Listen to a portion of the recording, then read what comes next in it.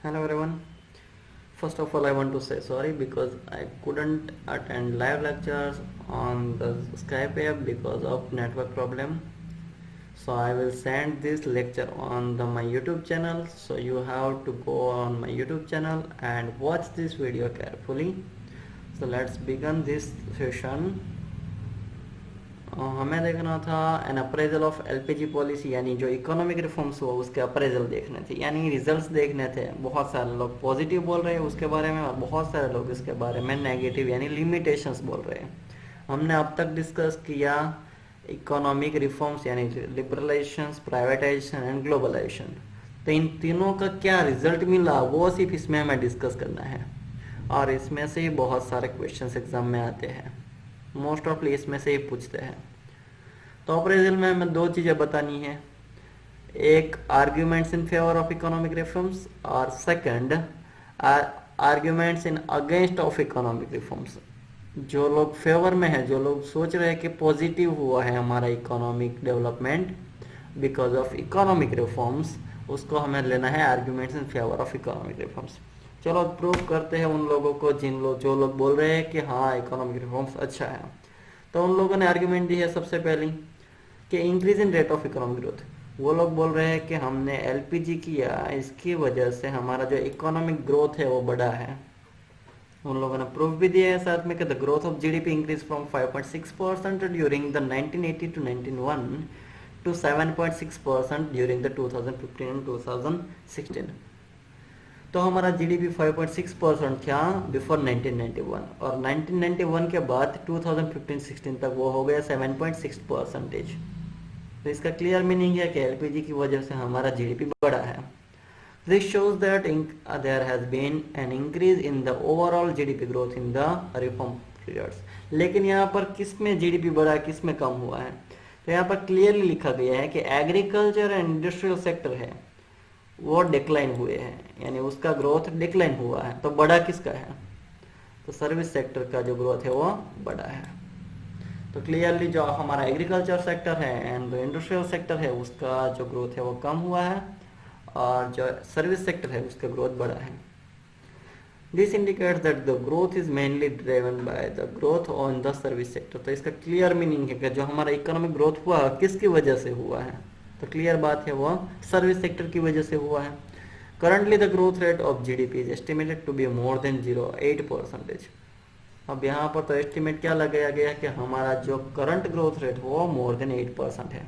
यहाँ पर मैं आपको एक बात बता दूं कि आप सोच रहे होंगे कि अभी तो जीडीपी हमारा 4% या फिर 4.5% चल रहा है, लेकिन वो उसमें हमें वो नहीं लेना है, हमें जो यहाँ पर जो डिजिट दिया गया है वो लेना है।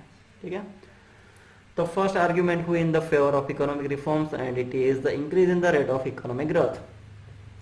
Second, inflow of foreign investment. Second favour क्या आया है कि हमारा जो फॉरेन इन्वेस्टमेंट है वो भी बढ़ा है, यानी कि फॉरेन वाले हमारे इंडिया में इन्वेस्टमेंट बढ़ाने लगे हैं। वो भी हमें डिजिट के साथ दिया गया है कि फॉरेन डायरेक्ट इन्वेस्टमेंट देखो कि पहले कितना था, हमारा $100 मिलियन था, वो था 1991 में, और अब वो 2015-16 में हो गया है $36 बिलियन। तो क्लियरली बोल सकते हैं कि वो भी प्लस हुआ है, वो भी एक पॉजिटिव इफेक्ट है कि हमारे इंडिया में सिर्फ फॉरेन इन्वेस्टमेंट था $100 मिलियन, वो 1991 के पहले था, और 2015 तक वो हो गया $36 बिलियन। वो सब हुआ मेक इन इंडिया की वजह से, क्योंकि 2014 में हमने क्या किया था, मेक इन इंडिया लॉन्च किया, और तभी से हमारा जो एफडीआई इनफ्लो है वो 48% तक इंक्रीज हो चुका है। तो बहुत ही पॉजिटिव इम्पैक्ट हुई मेक इन इंडिया की। तो फर्स्ट आर्ग्यूमेंट में आपको कहना है कि क्या हुआ है कि हमारा इकोनॉमिक ग्रोथ बढ़ा है। सेकंड आर्ग्यूमेंट के में बोलना है आपको कि हमारा जो फॉरेन इन्वेस्टमेंट का इन्फ्लो है वो भी बढ़ा है। थर्ड पॉजिटिव इफेक्ट हुई है rise in foreign exchange reserves. और फॉरेन एक्सचेंज रिजर्व आपने अगर याद हो तो हमने डिस्कस किया था रीजन्स फॉर इकोनॉमिक रिफॉर्म्स में कि हमने इकोनॉमिक रिफॉर्म्स क्यों किए। तो उसमें एक रीज़न था कि हमारा फॉरेन एक्सचेंज रिजर्व है बहुत ही कम हो गया था। अगर फॉरेन एक्सचेंज रिजर्व कम हो जाता तो फ्यूचर में हमें अगर कुछ भी इंपोर्ट करना है तो हम या तो नहीं कर पाते, और अगर फिर करना ही पड़ता तो हमें किसी के पास से क्या करना पड़ता, डेप्ट करना पड़ता, लोन लेनी पड़ती। तो ऐसा ना हो इसलिए फॉरेन एक्सचेंज रिजर्व बढ़ाना पड़े। और फॉरेन एक्सचेंज रिजर्व को बढ़ाने के लिए गवर्नमेंट ने इकोनॉमिक रिफॉर्म्स किया और उसका पॉजिटिव इफेक्ट भी आया। देखो कैसे है। तो foreign exchange reserve rich the level of 25,186 million at the end of March 1995। 1995 तक हमारा जो भी, तो मार्च 1995 तक हमारा जो फॉरेन एक्सचेंज रिजर्व हो गया 25,186 million dollar as compared to only $3,962 in 1989 to 90। तो 1989 और 90 की कंपेयर में 1995 में हमारा जो फॉरेन एक्सचेंज रिजर्व है बहुत ज़्यादा बड़ा, हम बोल सकते हैं बहुत ही ज़्यादा। At present India is the 6th largest foreign exchange reserve holder in the world. देखो है, हमारे लिए बहुत ही अच्छी बात बोल सकते हैं क्या, पूरे वर्ल्ड में हम 6th प्लेस पे है फॉरेन एक्सचेंज रिजर्व करने पे, with the US dollar 368.231 billion at the end of November 2016। और हमारा फॉरेन एक्सचेंज कितना ज़्यादा था, तो 368 बिलियन डॉलर थे, बहुत ज़्यादा बोल सकते हैं। तो हम 6th प्लेस पे थे, याद रखना। इसमें से डिजिट्स पूछ सकते हैं आपको MCQ वगैरह में। तो 3 आर्ग्यूमेंट हुई हमारी पॉजिटिव आर्ग्यूमेंट जिसे बोल सकते हैं। सबसे पहले हमारा इकोनॉमिक ग्रोथ बढ़ा, सेकंड हमारा फॉरेन डायरेक्ट इन्वेस्टमेंट बढ़ा, थर्ड है हमारा rise in foreign exchange reserve, fourth है राइज इन एक्सपोर्ट, एक्सपोर्ट भी बढ़ा। और कौन कौन सी चीज़ों का एक्सपोर्ट बढ़ा 1991 के बाद, तो हम ऑटो पार्ट्स का एक्सपोर्ट बढ़ा सके, इंजीनियरिंग गुड्स का हमने एक्सपोर्ट बढ़ा दिया, IT सॉफ्टवेयर का और टेक्सटाइल, ये सारी चीज़ों का हमने एक्सपोर्ट भी बढ़ाया। कब, आफ्टर 1991। फिफ्थ पॉजिटिव इफेक्ट बोल सकते हैं कंट्रोल ऑफ ऑन इन्फ्लेशन। अब सबसे पहले आपको समझना होगा इन्फ्लेशन का मीनिंग। लास्ट ईयर पे आ चुका है लेकिन फिर से मैं आपको याद दिला दूं। इन्फ्लेशन यानी क्या, तो जो गुड्स एंड सर्विसेज है उसकी वैल्यू, उसकी प्राइस कंटिन्यूअसली बढ़ती जाए उसे हम बोल सकते हैं इन्फ्लेशन। फिर से रिपीट कर रहा हूँ, इन्फ्लेशन यानी क्या, तो जो गुड्स एंड सर्विसेज है उसकी प्राइस कंटिन्यूअसली बढ़ती जाए उसे हम बोल सकते हैं इन्फ्लेशन। तो उसके ऊपर भी हम कंट्रोल करने में सक्सेस हुए। कैसे, देखो, the increase in production, tax reforms and the other reforms help in the controlling the inflation. अब गवर्नमेंट ने, आपको याद होगा, तो टैक्स कम कर दिए, प्रोडक्शन बढ़ाने की फुल्ली परमिशन दे दी, तो इसकी वजह से हमारा प्रोडक्शन भी बढ़ पाया, टैक्स कम हो पाया और जिसकी वजह से प्राइस प्रोडक्ट की कम हुई। The annual rate of inflation reduce from the peak level of 17% in 1991 to around 5.48% in 2015-16। अब आप बोल सकते बहुत ही अच्छा काम हुआ क्योंकि 17% था 1991, यानी हर साल हमारा जो भी बढ़ता था इन्फ्लेशन वो कितना हो जाता था 17%। हर साल हमें 17% इन्फ्लेशन बढ़ता था, लेकिन अब वो हो गया सिर्फ 5.48%। Sorry for interruption, let's continue. 6 increase in the role of private sector. और 6 पॉजिटिव इफेक्ट हुई क्या, कि प्राइवेट सेक्टर का रोल बढ़ गया। अगर आपको याद हो तो हमने देखा था कि 1991 के पहले 17 इंडस्ट्रीज ऐसी थी जहां पर गवर्नमेंट क्या करती थी, उसे मैनेज करती थी, उसे कंट्रोल करती थी। लेकिन 1991 के बाद सिर्फ ऐसी तो 3 ही इंडस्ट्रीज थी जिसे गवर्नमेंट हैंडल कर रही थी, बाकी सारी इंडस्ट्रीज को प्राइवेट सेक्टर के हाथ में दे दिया गया। The abolition of licensing system and the removal of restrictions on the entry of the private sector in the areas of earlier reserved for the public sector have enlarged the area of operation of the private sector। Simple मैंने जो explain किया वही, कि पहले बहुत सारे sector जो government handle कर रही थी, अब वो सेक्टर हैंडल कर रहे हैं प्राइवेट सेक्टर, जिसकी वजह से क्या होगा, उसमें एफिशिएंसी आएगी और सबसे ज़्यादा बेनिफिट मिलेगा पब्लिक को। तो यहाँ पर argument in the favour of economic reforms, 6 ऐसे आर्ग्यूमेंट्स है जो हम इकोनॉमिक रिफॉर्म्स के फेवर में दे सकते हैं। सबसे पहले हमारा ग्रोथ बढ़ा, सेकंड फॉरेन इन्वेस्टमेंट बढ़ा, थर्ड हमारा फॉरेन एक्सचेंज रिजर्व बढ़ा, एक्सपोर्ट बढ़ा, फिफ्थ हम इन्फ्लेशन पे कंट्रोल कर पाए, और लास्ट प्राइवेट सेक्टर का जो रोल है वो बढ़ गया। अब हमें देखते हैं क्रिटिसिज्म ऑफ इकोनॉमिक रिफॉर्म्स, यानी argument against the economic reforms. ऐसे भी बहुत सारे लोग हैं जो बोल रहे हैं कि इकोनॉमिक रिफॉर्म्स किया वो ठीक नहीं है क्योंकि इसकी एडवर्स इफेक्ट हुई है हमारी इंडियन इकोनॉमी पे। चलो देखते हैं उन लोगों के आर्ग्यूमेंट्स क्या है अगेंस्ट में। सबसे पहले अगेंस्ट में आर्ग्यूमेंट है ग्रोइंग अनएम्प्लॉयमेंट। अब अनएम्प्लॉयमेंट बढ़ गया, उन लोगों का कहना है कि अनएम्प्लॉयमेंट बढ़ा आफ्टर 1991। कैसे है कि through the GDP growth rate has increased in reform period but such growth failed to generate sufficient employment opportunities in the country. वो लोग बोल रहे हैं कि हमारा जीडीपी तो बढ़ा लेकिन हमारा एम्प्लॉयमेंट बढ़ना चाहिए, इतना नहीं बढ़ा। वो सही भी है क्योंकि हमने ग्लोबलाइजेशन किया, जिसकी वजह से लेटेस्ट टेक्नोलॉजी मार्केट में आई और उस पर काम करने वाला लेबर बहुत ही कम चाहिए, जिसकी वजह से एम्प्लॉयमेंट जनरेट नहीं हुआ। सेकंड आर्ग्यूमेंट है अगेंस्ट में कि नेगलेक्ट ऑफ एग्रीकल्चर। हमने एग्रीकल्चर सेक्टर को क्या किया है, नेगलेक्ट यानी कि इग्नोर किया है। वो भी बात सही है क्योंकि आपने भी देखा कि जो ग्रोथ हुआ था हमारा जीडीपी में वो किसकी वजह से हुआ, वो सर्विस सेक्टर की वजह से। एग्रीकल्चर सेक्टर और इंडस्ट्रियल सेक्टर का इंपॉर्टेंस वहाँ पर कम हो गया था। आइए देखते हैं कौन कौन सी जगह पर एग्रीकल्चर सेक्टर है उसको इग्नोर किया गया। सबसे पहले यहाँ पर इग्नोर किया गया रिडक्शन ऑफ पब्लिक इन्वेस्टमेंट। सबसे पहले 1991 के पहले क्या हुआ करता था कि गवर्नमेंट सबसे ज़्यादा इन्वेस्टमेंट करती थी एग्रीकल्चर सेक्टर में, यानी इरिगेशन के लिए, पावर के लिए, रोड्स के लिए, मार्केट के लिए, ये सारी फैसिलिटीज़ प्रोवाइड करने के लिए क्या किया जाता था, पब्लिक इन्वेस्टमेंट किया जाता था। लेकिन अब ऐसा नहीं हो रहा है, वो सारा इन्वेस्टमेंट हो रहा है सर्विस सेक्टर में। सेकंड उन लोगों ने बताया कि कहाँ पर हमारा एग्रीकल्चर सेक्टर इग्नोर हो रहा है, रिमूवल ऑफ सब्सिडी। पहले गवर्नमेंट सब्सिडी दिया करती थी फर्टिलाइजर्स परचेस करने के लिए, या फिर कोई भी एग्रीकल्चर की टेक्नोलॉजी आपको परचेस करनी है तो वहाँ पर सब्सिडी मिलती थी। तो ऐसी सब्सिडी मिलती थी, वो सब्सिडी कम कर दी गई है, रिमूव तो नहीं की है यहाँ पर लेकिन रिड्यूस की गई है। तो अगर आप में वर्ड लिखा है रिमूवल तो आप वो निकाल कर रिड्यूस लिख सकते हैं वहाँ पर, क्योंकि आजकल के टाइम में भी सब्सिडीज मिल रही है। थर्ड जहाँ पर एग्रीकल्चर को इग्नोर किया गया वो सेक्टर है liberalisation and the reduction in the input duties. अब जो फॉरेन से प्रोडक्ट आ रही है उसकी इम्पोर्ट ड्यूटी गवर्नमेंट ने कम कर दी, यानी उसका लॉस क्या हुआ, प्रॉब्लम क्या होगी। तो इम्पोर्ट ड्यूटी अगर कम हो रही तो बहुत ज़्यादा लोग क्या करेंगे, फॉरेन से गुड्स एंड सर्विसेज मंगवाएंगे और वही गुड्स की कंपटीशन होगी हमारे इंडियन प्रोडक्ट्स के साथ, और उस कंपटीशन में हमारी इंडियन प्रोडक्ट्स टिक नहीं पाएंगी।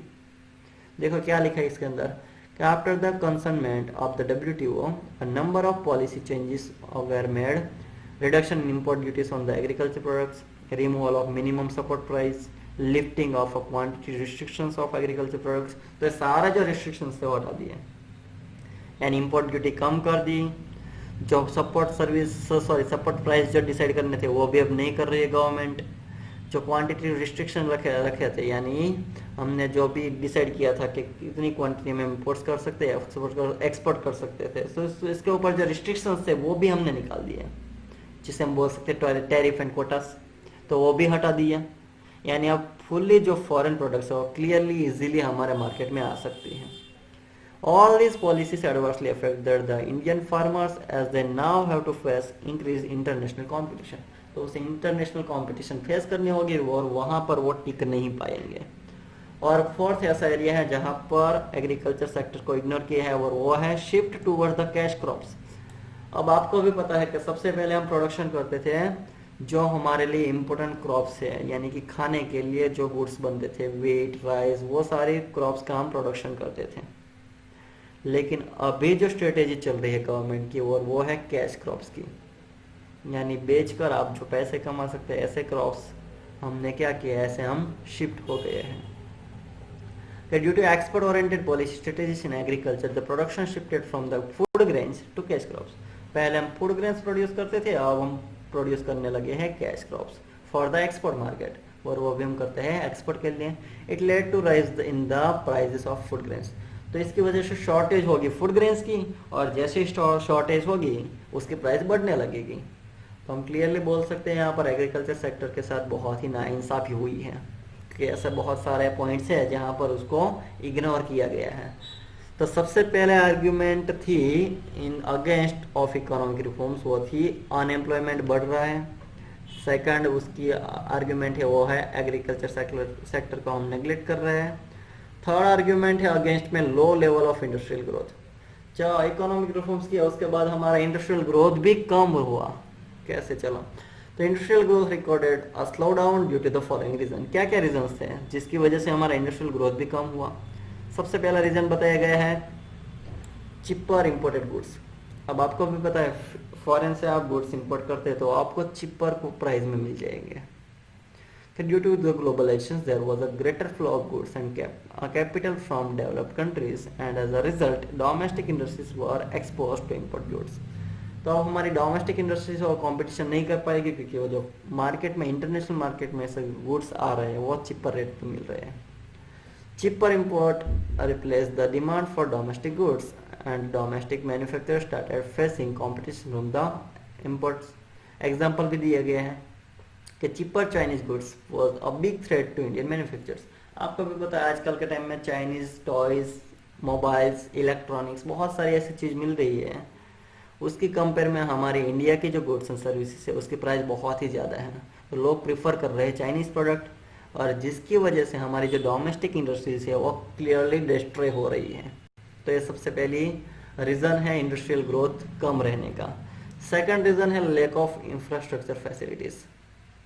हमारे इंडस्ट्रीज को जो इंफ्रास्ट्रक्चर फैसिलिटीज़ चाहिए वो भी नहीं मिल रही है। वो कैसी facilities? Power supply, road, constructions, बहुत सारी कम्युनिकेशन फैसिलिटीज़, बैंकिंग फैसिलिटीज़ जो एडिक्वेट मिलनी चाहिए वो एडिक्वेट नहीं मिल रही है, यानी कि इनएडिक्वेट जो फैसिलिटीज़ मिल रही है जिसकी वजह से हमारा जो इंडस्ट्रियल ग्रोथ होना चाहिए उतना नहीं हो रहा है। थर्ड रीजन बताया गया है स्लो इंडस्ट्रियल ग्रोथ रेट का, और वो है non tariff barriers by the developed countries. यहाँ पर आपको बताया गया non tariff barriers by the developed countries. अब हुआ क्या, हमने तो जो टैरिफ बैरियर थे वो हटा दिए, टैरिफ एंड कोटास थे वो, लेकिन जो डेवलप कंट्रीज है उन लोगों ने टैरिफ नहीं हटाए। यानी कि अगर हम फॉरेन कंट्री में से कोई भी गुड्स एंड सर्विसेज मंगवाते हैं तो उसके ऊपर हमें कस्टम ड्यूटी और वो सब बहुत ही कम पे करना है। लेकिन अगर हमारी जो टेक्सटाइल की गुड्स या फिर कोई भी गुड्स आप फॉरेन कंट्री में, डेवलप कंट्री में बेचते हैं तो वहाँ पर आपको टैरिफ्स एंड बैरियर्स देखने को मिलेंगे, यानी आपको वहाँ पर कस्टम ड्यूटी वगैरह सब कुछ पे करना पड़ेगा। तो प्रॉब्लम क्या हुई, अगर हम फॉरेन मार्केट में गुड बेचते हैं तो वहाँ पर हमारी प्राइस बहुत ज़्यादा बढ़ जाती है, तो हम कंपटीशन फॉरेन मार्केट में भी नहीं कर पाएंगे और हमारी जो इंडस्ट्रियल गुड्स है वो नहीं बिकेंगे, यानी वहाँ पर भी हम कंपटीशन नहीं कर पाएंगे, जिसकी वजह से इंडस्ट्रियल का ग्रोथ नहीं होगा। तो इंडस्ट्रियल ग्रोथ कम रहने के 3 रीज़न दिए गए हैं कि हम जो इम्पोर्ट करते हैं गुड्स वो चिपर रेट पे मिलता है, हमारे पास प्रॉपर जो इंफ्रास्ट्रक्चर फैसिलिटीज़ होनी चाहिए वो नहीं है, और थर्ड जो डेवलप कंट्रीज है उन लोगों ने जो टैरिफ बैरियर्स है वो नहीं हटाए हैं। तो यहाँ पर 3 आर्ग्यूमेंट हुई अगेंस्ट द इकोनॉमिक रिफॉर्म्स, और फोर्थ आर्ग्यूमेंट देखते हैं इनइफेक्टिव डिसइन्वेस्टमेंट पॉलिसी। हमने डिसइन्वेस्टमेंट पॉलिसी तो बनाई लेकिन वो इफेक्टिव नहीं थी। कैसे? देखो, the government has always fixed a target for disinvestment of PSUs यानी आपको पता है क्या, पब्लिक सेक्टर अंडरटेकिंग्स। तो पब्लिक जो गवर्नमेंट जो भी चला रही है, जो भी सेक्टर, वहाँ पर जो भी उसने डिसइन्वेस्टमेंट किया है वो प्रॉपर नहीं किया है। एग्जांपल देखो, 1989-99 the target was ₹5,000 crore whereas the government was able to mobilize ₹5,400 crore। तो यहाँ पर क्लियरली हो गया है कि गवर्नमेंट जो भी पॉलिसी बनाती है वो प्रॉपरली नहीं बना पा रही है। However, according to some scholars, the disinvestment policy of government was not successful because, और बहुत सारे लोग एक्सपर्ट वो भी कह रहे हैं कि हमारी गवर्नमेंट की पॉलिसी क्यों सक्सेस नहीं हो रही है। उसके 2 रीजन बताए हैं। पहला reason, the asset of public sector undertakings were undervalued and sold to the private sector. Government जो सेल करती है प्राइवेट सेक्टर को, अपने जो यूनिट्स होते हैं वो उसकी वैल्यू होनी चाहिए, उससे वो कम लगाती है, यानी प्राइवेट सेक्टर को चिपर रेट पे बेच देते हैं, यानी जो वैल्यू होती है उस वैल्यू से कम रेट में प्राइवेट सेक्टर को अंडरटेकिंग्स बेचे जा रहे हैं, तो गवर्नमेंट की इनकम कम ही होगी। सेकंड, मोreover such proceeds from the disinvestment were used to compensate shortage of government revenues rather than using it for the development of PSUs and the building the social infrastructure in the country। और second, उन लोगों का कहना है कि जो हम PSU cell कर रहे हैं प्राइवेट सेक्टर को, उसमें से जो गवर्नमेंट को रेवेन्यू मिल रही है वो हम डेवलपमेंट के लिए यूज नहीं कर पा रहे हैं। गवर्नमेंट के जो डेप्ट है उसको हम पे करने में वो सारी जो मनी आई है, सारा जो पेमेंट आया है वो हम वेस्ट कर देते हैं, यानी डेवलपमेंट के लिए वो मनी यूज नहीं कर पा रहे हैं, जिसकी वजह से हमारा डेवलपमेंट नहीं हो रहा है। फिफ्थ आर्ग्यूमेंट आप दी है अगेंस्ट में इनइफेक्टिव टैक्स पॉलिसी। गवर्नमेंट जो टैक्स पॉलिसी बना रही है वो भी इनइफेक्टिव है। हमने टैक्स डिडक्शन तो किया लेकिन फिर भी उसकी टैक्स पॉलिसी है वो इनइफेक्टिव है। क्यों? देखते हैं चलो। The tax reduction in the reform period was done to generate larger revenue and to curb tax evasion. आपको भी पता है नई जो टैक्स पॉलिसी गवर्नमेंट ने बनाई वो किस लिए बनाई थी, तो टैक्स रेवेन्यू का ज़्यादा बढ़ाने के लिए और टैक्स इवेशन यानी टैक्स चोरी को कम करने के लिए. But it did not result in increase in tax revenue for the government. लेकिन वो पॉलिसी कुछ काम नहीं आई, गवर्नमेंट की टैक्स रेवेन्यू भी नहीं बढ़ी. Tariff reduction decrease the scope for raising revenue through the custom duty. अब हमने टैरिफ भी कम कर दिया यानी गवर्नमेंट को कस्टम ड्यूटी भी कम मिलने लगी. तो सब जगह पर से अगर हम देखने चाहिए तो गवर्नमेंट को लॉस ही है. Tax incentives provided to foreign investors to attract the foreign investment further reduce the scope of raising tax revenues. 6 बताया गया स्प्रेड ऑफ कंज्यूमरिज्म. अब ये भी बहुत बड़ी प्रॉब्लम हो गई कि हम अभी जो लेटेस्ट मार्केट चल रहा है वो किसके बेस पे चल रहा है, कंज्यूमरिज्म पे. यानी कंज्यूमर को जो चाहिए वैसी प्रोडक्ट बन रही है. The new economic policy has been encouraging a dangerous trend of consumerism by encouraging the production of luxurious and the items of superior consumption. तो अब सभी कस्टमर आप देख लो आज सभी को लग्जरियस प्रोडक्ट ही चाहिए, सुपीरियर प्रोडक्ट चाहिए. और वो अगर वो सारी प्रोडक्ट प्रोड्यूस होने लगी तो पुअर क्लास और जो मिडिल क्लास है उन लोगों की नीड्स एंड वांट सेटिस्फाई नहीं होगी. तो ये बहुत बड़ी लिमिटेशंस है इकोनॉमिक रिफॉर्म्स की. और लास्ट आर्ग्यूमेंट है अगेंस्ट में इकोनॉमिक रिफॉर्म्स में, वो है अनबैलेंस ग्रोथ. हमारा जो ग्रोथ होना चाहिए वो ग्रोथ नहीं हो रहा है, वो ग्रोथ हो रहा है अनबैलेंस. कैसे, चलो देखते हैं. Growth has been concentrated only in some select areas in the service sector such as the telecommunication, information technology, finance, entertainment, travel and hospitality services, real estate and trade rather than the vital sectors such as the agriculture and industry which provide the livelihood to millions of people in the country. अब यहाँ पर अभी के जो current scenario है उसमें हम किस पे फोकस करते हैं, तो टेक्नोलॉजी बढ़नी चाहिए, एंटरटेनमेंट की फैसिलिटीज़ बढ़नी चाहिए, फाइनेंशियल फैसिलिटीज़ बढ़नी चाहिए, ट्रैवल एंड हॉस्पिटैलिटी सर्विसेज बढ़नी चाहिए. ऐसी बहुत सर्विसेज पे ऊपर हम फोकस कर रहे हैं. लेकिन जो हमारे लिए सबसे ज़्यादा इम्पोर्टेंट है agriculture and the industry of India, उसके ऊपर हम फोकस नहीं कर रहे हैं, जिसकी वजह से हमारा जो ग्रोथ हो रहा है वो अनबैलेंस ग्रोथ हो रहा है. तो ये थी arguments in against of economic reforms. आपको दोनों थोरोली प्रॉपरली लर्न करनी है, रीड करके या फिर हमारा वीडियो से वो देखकर. आपको प्रॉपरली सारे मेन टॉपिक्स और उसके अंदर का एक्सप्लेनेशन याद होना चाहिए. अब जब हम नेक्स्ट लेक्चर में मिलेंगे तब हमें 2 टॉपिक्स डिस्कस करने हैं. वो है जीएसटी वाला, जीएसटी नहीं, हमारा जो डीमोनेटाइजेशन है वो, और साथ में हम शायद देखेंगे जीएसटी. लेकिन आपको कंपलसरी आज यूट्यूब चैनल पे जाकर ये पूरा वीडियो देख लेना है और उसके बाद हम आगे बढ़ेंगे नेक्स्ट लेक्चर में. तब तक थैंक यू.